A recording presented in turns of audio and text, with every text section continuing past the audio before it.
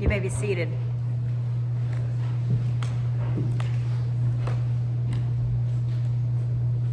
Our reading comes from the Gospel of Luke in the 8th chapter.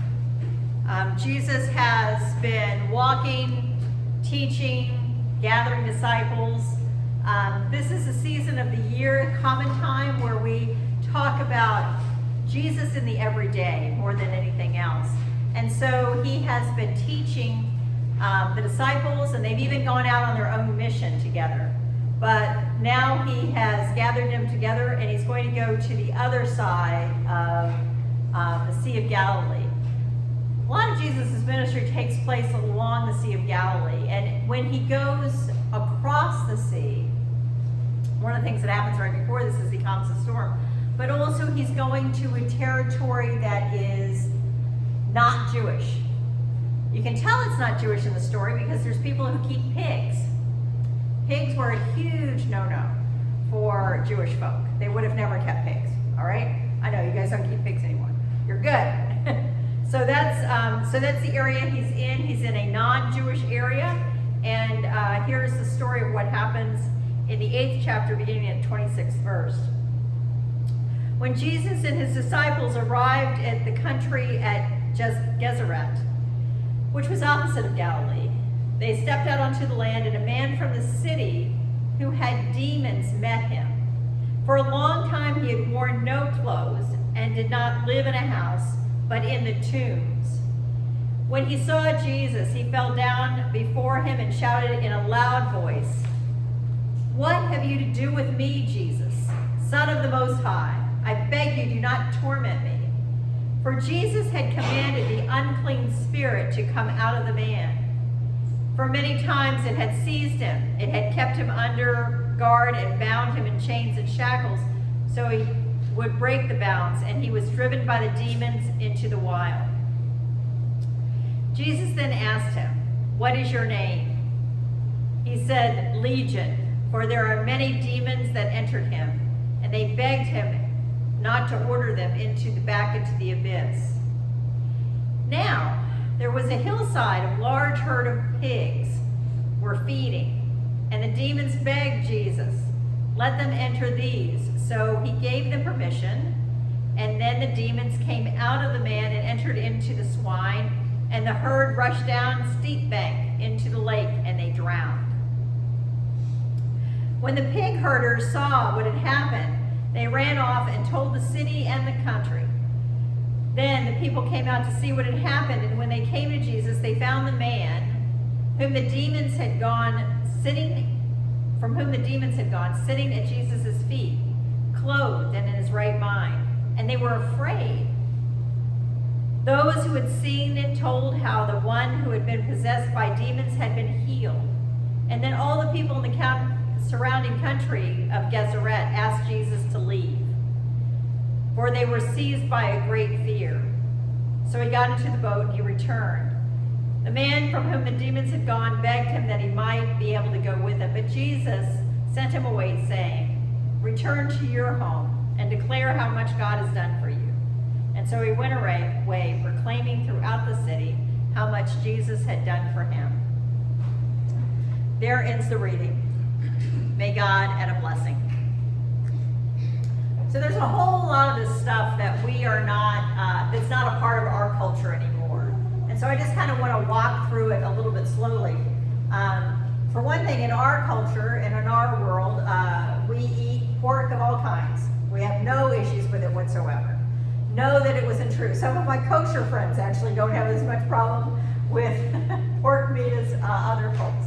Bacon is good. So, that being said, this is a country in which there are Gentiles, and so they also think pork and bacon is good. But as Jesus comes, the minute he's off the boat, he encounters this man who has been possessed by demons. And again, we're not quite clear what that looks like, particularly in our generation where there are so many wonderful medications that help folks, and so they're not, out wild and crazy. But also what Jesus does to get the man healed is unclear. So let's go to the gospel writer and kind of see what he wants us to know.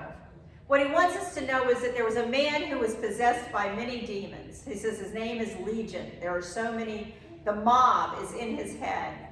And actually, I've met those people throughout my life, people who just seem to have all kind of demons that possess them. We don't think of it as they did, as actual demons so much in this generation, but just those voices in their heads and so many things that has gone wrong, whether it's anxiety or whether it's schizophrenia, whether it's just all of this stuff happening. So that's the given. That's who he is. That's this mental illness that has become a part of him. That, of course, in Jesus' generation, they didn't talk about mental illness. They talked about demons. And so the gospel writer says, yep, there's demons in our world, and yep, Jesus is a healer. So he encounters the man, and first thing what we should say, if we were in this generation and hearing this story for the first time as good Jewish folks, is, well, that guy's not Jewish. Why is Jesus even bothering? He's not part of our group. Our group is who we think Jesus came for as Messiah, as one who comes to free God's people, and that's us, not this outsider. So that would be the first thing, but Jesus doesn't say anything about that. He just goes, oh, okay. I can see clearly you're living in the graveyard. Your clothing is not so much there, and you're obviously speaking to me at a way that says, I am not living on this planet in this place. The interesting part again that Luke wants us to know is that this demon that is possessing him knows perfectly well who Jesus is. Others might not know who Jesus is, but that demon does. And so he says, I know you. You're the Son of the Most High. You're the one who has come with power. Don't send us out into the abyss. Don't send us out into nothingness. Yeah, not what quite clear that means, but what Jesus says is, okay. Here's Jesus, compassion on the demons. What's up with this guy? So he does, he says, okay, I gotcha. Here's pigs. I don't think pigs are really worth much to me. I can't eat them. So he says, there you go. And he sends the demons into the pigs, which makes the pigs crazy, and they go off into the cliff and into the lake and get drowned. Let me tell you that most of the time I have never preached on this in my life because it's a strange story and because I didn't do it every week. But the thing that we know, and what Luke I think is trying to tell us too, is that the healing is one thing. And when people from the town come out to go, oh my gosh, look at Joe. Joe used to be running around crazy person. He used to not have clothing on, and now he's sitting there in his right mind and he's healed. What a great, wonderful thing, and all they are is afraid. What kind of power does that mean? And this guy lost us our livelihood. This guy has taken our entire crop, basically, our entire flock, and put it into the river. And so we are not happy.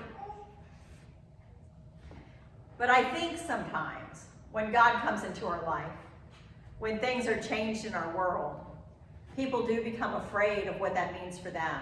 How are they going to continue to live? How are they going to continue to think about things the same way that they did? But change happens. And in this setting and in this place, the change that Jesus creates is a fearful one. They are frightened about what God's power means in their life. Those who killed Jesus were frightened about what that power meant to their life. And one of the things that it meant was that God's power, God's care, the relationship with God was open to everyone, and that healing power was available to everyone. Jesus does not discriminate. There's very few times in the scripture that Jesus says, no, I will not heal you. There is one incident, but mostly, and he does the healing anyway. He is there for God's people, which for him is everywhere. And even in this generation, sometimes that frightens us because we think, well, yes, God's care extends to this church, or to the people who have been raised in the church. But what about those other folks? What about the people who don't look like us, don't act like us, don't know all the good rules about church? I don't know if you know that, but sometimes it's frightening to go into a church if you're not there, if you're not here with someone. One of the things I always say is it's easier to invite someone to go to church with you, to sit with you, to have you help you figure out the books and what to do and when to stand and when to sit, than to be there on your own. Because the given about anybody coming into church, particularly one of our smaller churches, is that they get looked at and stared at, particularly if they're on their own. When I came here in 2012, it was summertime, and I had said I was available for an appointment, but they really didn't have anything for me, and so there wasn't. But I still went to church because it's what I do. I can remember going to a church in a neighboring town. And first you have to walk in by yourself. And everybody looks. Who's she? Are we sure we want her here? We don't know about that. And so I sit down, and I know church, so I'm good. Well, one of the things about me is I'm loud. And so when I sang, I liked what hymns that they had picked, and so I sang loud. The woman in the pew in front of me turns around and goes. And even when we stand up to pass the peace, everybody around me is going, oh, hey, it's great to see you. And for me, it was, I don't know. It was even before pandemic. It's not like I was carrying anything. Anyway, it's hard to be in a church. It's hard to have that sense of welcome because there's a huge hurdle to say, yes, you're here and we're glad you're here. We're glad you're here among us. Jesus was that person who reached out beyond everything. But the people that he came to, the town that he went to, Deseret, not only did he heal somebody, and they didn't know how that happened, how he transformed a human being who was crazy and out of his mind and running around and wild and couldn't even keep clothes on. Again, you imagine this person just wild-haired and scarred, to someone sitting there with clothing on, able to make sense. And then also it's just taking your swineherd, your whole pig group, and set it into the ocean. They were not happy. They were not happy, and they were frightened of what Jesus was. And they were probably a little bit angry that he had taken their flock and put it in the river. Yeah, that was Jack's. We got it here. He's doing good. There's one of those sayings in our cultures that says, follow the money. And I think sometimes if you follow the money in the scripture, there's times in which people are angry because the livelihood that they had is put in question and taken away because of this good news of Jesus Christ. And because the money means more, because they want to follow the way that they've always done, they reject what Jesus is giving to them. Because what Jesus is giving to them is an open relationship with God, one in which the world and how we judge it becomes different. It's judged by God's love and God's grace. It's judged by how God reaches out and cares for others. It's judged by how we welcome and not how we exclude. Paul got into huge trouble. Huge trouble. People tried to kill him as they had killed Jesus. Because Paul is saying this new faith in Jesus Christ is open to everyone, Jew or Gentile. That means like other, like icky other. Free people and people who are slaves, which they had in their culture everywhere. Open to all of them, whether you are male or female. It was unfathomable to them at that time. That it's God's love that had welcomed them. It was God's grace that had brought them. It was God's love that named them and counted them among the children of God. The rules which had been there were circumvented, were overseen, were usurped, were thrown out because of God's love. What they thought they knew, they didn't. What seemed to be, wasn't. Here's a story. At least that's what I know. So the story is, and I get great faith that very few watch this video. Nathan, my son, in about a month, he's getting married. Anyway, okay. So, the woman that he's marrying has a child, a handsome man, who's about 6 years old, and she brings him to the marriage. When Nathan first started going out, and when he met this woman who he fell in love with, and then realized that this young man was, of course, a part of her life, he will say he freaked out. He's told me this story a couple of times. Because it's one thing dating a woman who is very beautiful and very lovely and very kind. It's another thing thinking, and here comes this child too. He says he freaked out, and he called some of his friends, and he kind of walked through that freaking out period. And he's telling me the story as he said, so listen to this song, Mom. And it's by Elvis. Who was it by? Anyway, I was going to look this up, but I forgot to. Anyway, it's a country song. He's not my boy. He's not my blood, but he's my boy. Okay, yes, we all know it. It's a wonderful song. It has very little to do with the man who created the child and the woman. It has everything to do with the man who stepped up to be the father. And fortunately, this young man has men in his life. He has his biological father. But there's some children who don't. There are some children who don't have that man who created the dynamic that created the child. And there are many men in our world who step up to be father, step up to be the loving caregiver of that family. He's not my blood, but he's my boy. To me, that's God's story.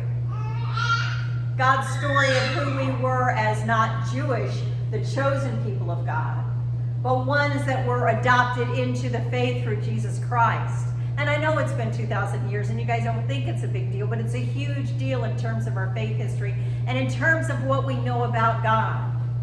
It's not so much the rules, it's the love that creates our relationship with God. It's not so much have we done everything correct in our life, which I never know anybody who does, but how much we're willing to go back to God again and again and ask for that relationship, that love, that guidance, that life with God.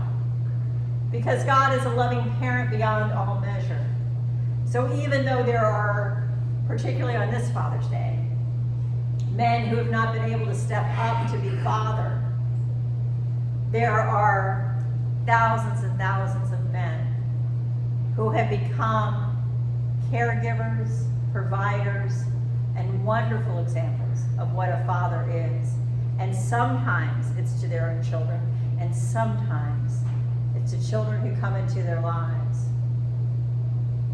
It is that love that goes beyond measure, that love that goes beyond rules, that goes beyond convention, that we celebrate, that Paul was celebrating, that God's love has no bounds, that the healing that comes through Jesus Christ, we don't quite understand how it happens or what it looks like, we just know that it is. And the wholeness that comes from being a part of that new community is walking beyond the fear. Not that it isn't there, but knowing that God is greater than that fear that holds us back. Walking beyond the rules of and not understanding and knowing that even when we don't quite understand, even when we can't grasp it, that we can move forward in faith because our loving Father has named and claimed us.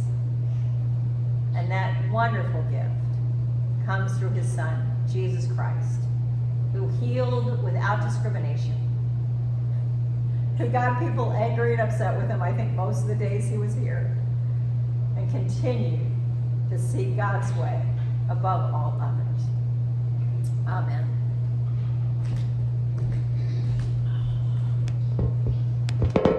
I still talk too long. Jeez, I gotta